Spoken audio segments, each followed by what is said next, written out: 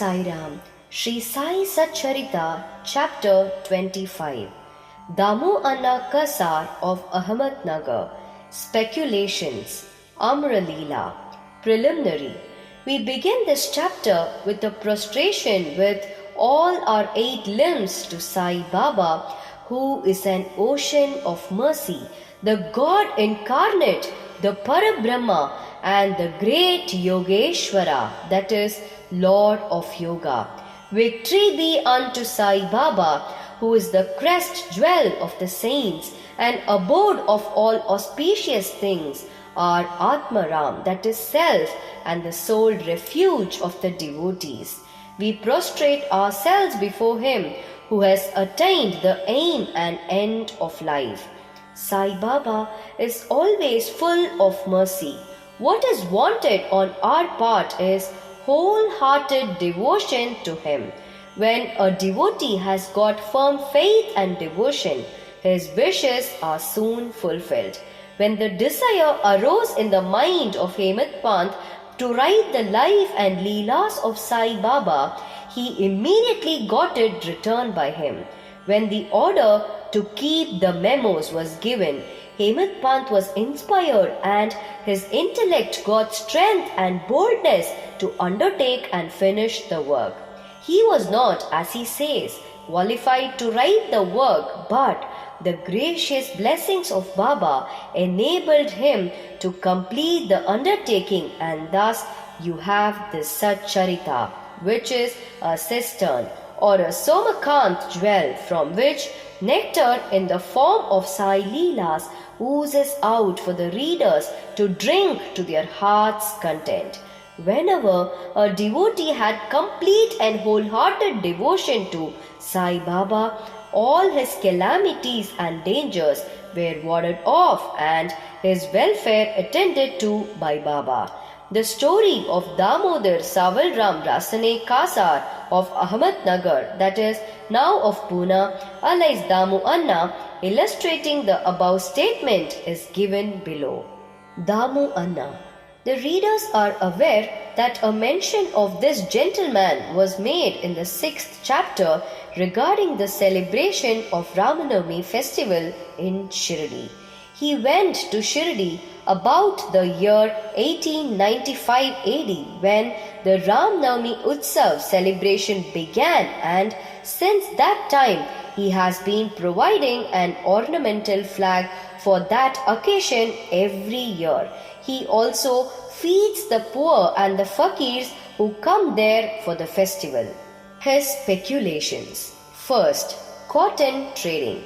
A Mumbai friend of Damu Anna wrote to him that they should do some cotton speculation business in partnership, which would bring them about 2 lakhs of rupees as profit. Damu Anna says in his statement made about the year 1936 to Mr. B.V. Narasimhaswamy that the proposal about speculating at Mumbai in cotton was from a broker who was not to be a partner, and that he, that is Damu Anna, was to be the sole adventurer. In page 75 of Devotees' Experiences Part 2, the broker wrote that the business was good and involved no risks and that the opportunity should not be lost. Damu Anna was vacillating. He could not at once determine to venture into the speculation. He thought over this, and as he was a devotee of Baba, he wrote a detailed letter to Shyama giving all the facts and requested him to consult Baba and take his advice in the matter. Shyama got the letter next day, and when he went with it at noon to the masjid and placed it before Baba, he asked Shyama what the matter was and what the letter was about. He replied that Damu Anna of Nagar wanted to consult him about something. Then Baba said, "What does he write and what does he plan? It seems that he wants to reach the sky and he is not content with what God has given him. Read his letter." Shyama then said, "The letter contains what you have just said. O Deva, You sit here calm and composed and agitate the devotees, and when they get restless, you draw them here, some in person and others through letters. If you know the contents of the letter, why do you then press me to read it? Baba said, "Oh Shyama, read it. I speak at random, and who believes me?" Then Shyama read the letter, and Baba heard it attentively and said feelingly, "The Sheth Damu Anna has gone mad. Write to him in reply that nothing is wanting in his house. Let him be content with the half loaf, that is bread, he has, and not bother himself about lakhs." Shyama sent the reply which Damu Anna was anxiously waiting for. After reading it, he found that all his hopes and prospects about lakhs of rupees as profit were dashed to the ground. He thought that he had done a mistake by consulting Baba. But as Shyama had hinted in the reply that there was always much difference in seeing and hearing, and that therefore he should come to Shirdi personally and see Baba, he thought it was advisable to go to Shirdi and consult Baba personally about the affair. So he went to Shirdi, saw Baba, prostrated himself before him, and sat shampooing his legs. He had no courage to ask Baba openly about the speculation, but he thought in his mind that it would be better if some share in the business should be assigned to Baba, and said in his mind that if Baba were to help him in this transaction, he would surrender some share of profits to him. Damu Anna was thus thinking secretly in his mind, but nothing was veiled from Baba. Everything, past, present and future, were clear to him. A child wants sweets, but his mother gives bitter pills. The former spoil his health, while the latter improve it. So the mother, looking to the welfare of her infant, coaxes and gives bitter pills. Baba, kind mother as he was, knew the present and future prospects of his devotees, and therefore, reading Damu Anna's mind, he openly spoke to him. "Bapu, I do not want to be entangled in any such worldly things, that is, sharing profits." On seeing Baba's disapproval, Damu Anna dropped the enterprise. Second, grain dealing. Then he thought of trading in rice, wheat and other grains. Baba read this thought also and said to him, "You will be buying at 5 seers and selling at 7 seers a rupee." So this business was also given up. The rise in the prices of grains was kept up for some time, and Baba's prophecy seemed to be falsified. But in a month or two, there was abundant rain everywhere, and the prices suddenly fell down, and therefore those who stored grains suffered severe losses. Damu Anna was saved from this fate. Needless to say that the cotton speculation, which was conducted by the broker with the help of another merchant, also collapsed with severe loss to the adventurers.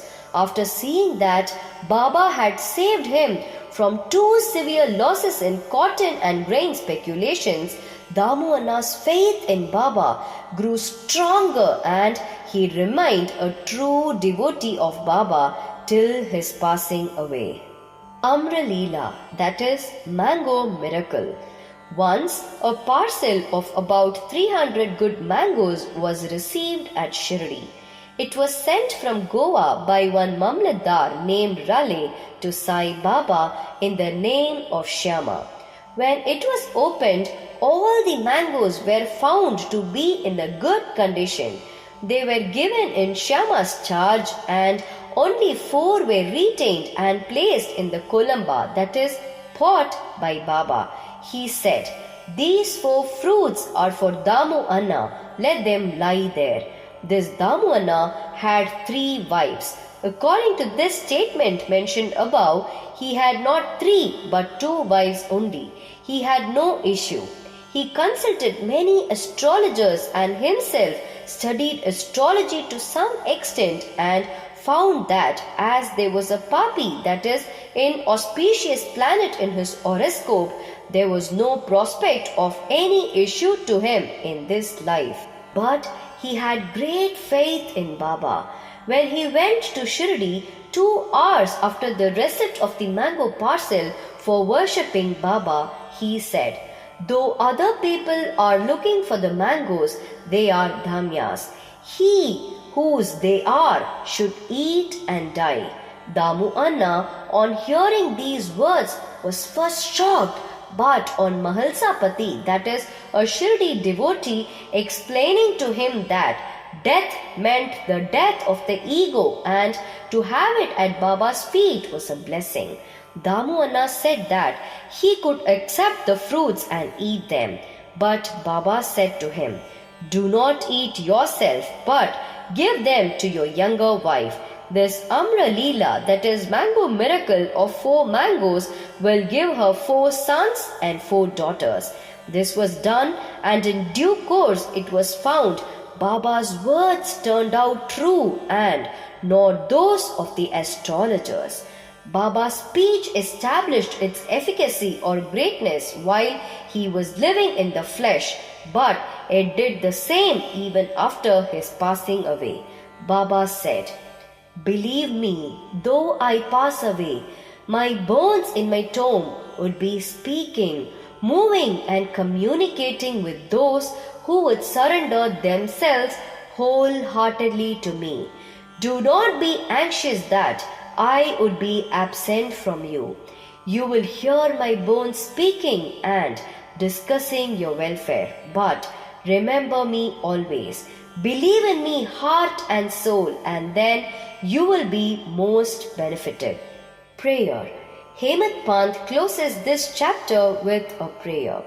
O Sai Sadguru, the wish-fulfilling tree of the Bhaktas, we pray, let us never forget and lose sight of your feet. We have been troubled with the ins and outs, that is, births and deaths in this sansar.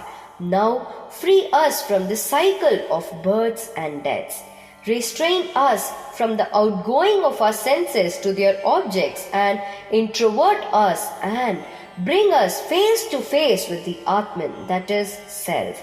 As long as this outgoing tendency of the senses and the mind is not checked, there is no prospect of self-realization. Neither son, nor wife, nor friend will be of any use in the end. It is only you who will give us salvation and bliss.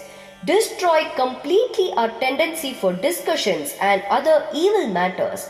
Let our tongue get a passion for chanting your name. Drive out our thoughts and make us forget our bodies and do away with our egoism. Make us ever remember your name and forget all other things. Remove the restlessness of our mind and make it steady and calm. If you just clasp us, the darkness of night of our ignorance will vanish and we shall live happily in your light. That you made us drink the nectar of your Leelas and awakened us from our slumber is due to your grace and our store of merits in past births. Note: in this connection, the following extract from Damu Anna's statement mentioned above is worth perusal, that is page 76. Once, when I sat at his feet along with many others, I had 2 questions in my mind, and he gave answers to both. First, there are so many crowding to Sai Baba. Do they all get benefit from him? To this, he replied orally, "Look at the mango tree in blossom. If all the flowers become fruit, what a splendid crop it would be. But do they? Most fall off, either as flowers or as unripe fruits by wind, etc. Very few remain." The second question was about myself. If Baba were to pass away, how hopelessly adrift I would be, and how am I to fare then? To this Baba answered that he would be with me whenever and wherever I thought of him.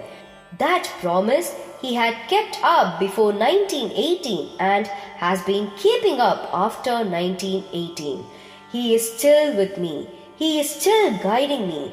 This was about 1910 to 11 when brothers separated from me and my sister died, and there was a theft and police inquiry. All these incidents made me very disturbed.